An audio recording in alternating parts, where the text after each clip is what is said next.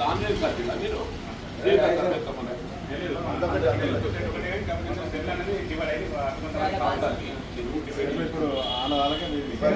సరిగా 2 కట్టుకున్నారు చూడ అదే పద్ధతి మన సబ్జెక్ట్ మన సబ్జెక్ట్ ఎంత ఉంటుంది మీ 40 మొత్తం 40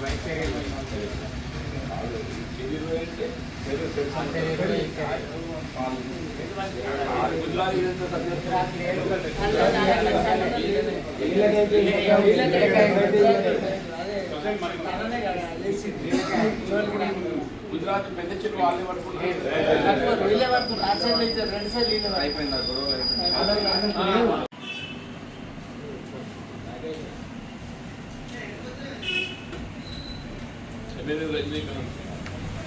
ఇప్పుడు పోయిన సంవత్సరము జగిత్యాల జిల్లాలో చేపనారు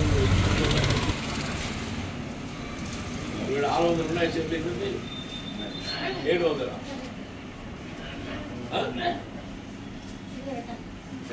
చిన్న చెరువు పెద్ద చెరువు ఉంటుంది సార్. చిన్న కుంటర్లకేమో చిన్నది దాన్ని నారు పోతారు, పెద్ద వాళ్ళకేమో కొంచెం పెద్ద పిల్లలు పోతారు. అది నిజమే సార్. మనం 700 200 ఊసిందా 500 ఎగబెట్టి 500 ఎగబెట్టి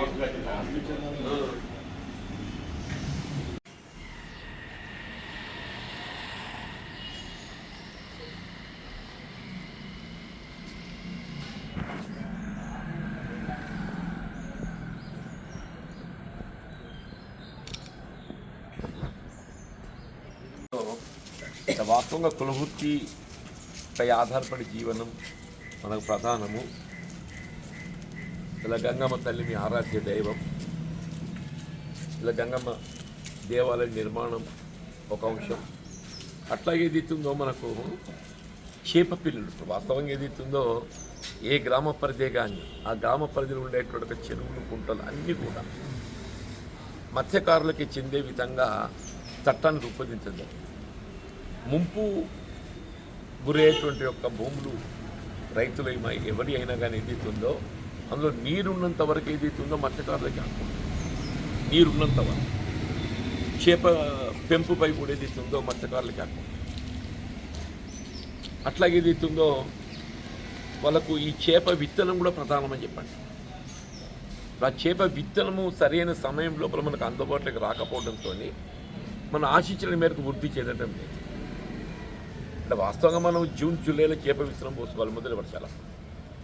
ఇప్పుడేమి ప్రభుత్వం పోసేది నవంబర్ డిసెంబర్లో పోస్తుంది. ఆ నవంబర్ డిసెంబర్లో వచ్చేవరకల్లా ఏదైతుందో జాప్యం ఒకటవుతున్నది.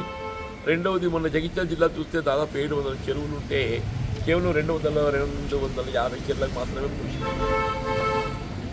ఆల్మోస్ట్ ఇంకా 70% ఆఫ్ ట్యాంక్స్కి ఏదైతుందో చేప నారు పోయలేకపోయింది. అందుకని మొదటికెళ్ళి కూడా ప్రభుత్వానికి ప్రతిపాదించేది నివేదించేది మీరు వీళ్ళ మత్స్యకారులను ఆదుకోవటానికి వరకు ఏ చేప విత్తనం నారు కల్పించాలని చెప్పిన భావిస్తున్నారో ఆ చెరువు శిఖం ముంపు పరిధి ఎంత ఉంటే ఆ ముంపు పరిధిని పరిగణలోకి తీసుకొని దానికి అనుగుణంగా ఏదైతుందో ప్రభుత్వం అందించేటువంటి ఒక రాయితీ నగదు రూపంగా ఇచ్చినట్టయితే ఈ మత్స్య పారిశ్రామిక సహకార సంఘాలు వాళ్ళు కొనుక్కుంటారు. ఏమైపోయింది, ప్రభుత్వం సప్లై చేసేది జాప్యమవుతుంది. అదొరదాకా మనం ఆగలేము. మనం ముందే జూన్ జూలైలోనే చేపనారు కొనుకొచ్చుకొని పోసుకుంటాం. తర్వాత వాళ్ళు అక్టోబర్ నవంబర్లో పోసేది ఏదైతే ఉన్నదో అది వృద్ధి కాదు. కాబట్టి ఏదైతే మీరు ఇచ్చేది నగదు రూపంగా ఇచ్చినట్టయితే అది మత్స్యకారులకు వినియోగకరంగా ఉంటుంది. ఇప్పుడు ఏంటి, మీరు టెండర్ పెట్టాలి, దాని కాంట్రాక్టర్ లబ్ధి చూసుకోవాలి, మధ్య దళారులు ఉంటారు, వాని లబ్ధి చూసుకోవాలి. అక్కడికి వెళ్ళి ఇక్కడికి వచ్చేవరకల్లా దానిలో ఎన్ని తూట్లు పడతాయో మనకు తెలియదు ఏమున్నదే.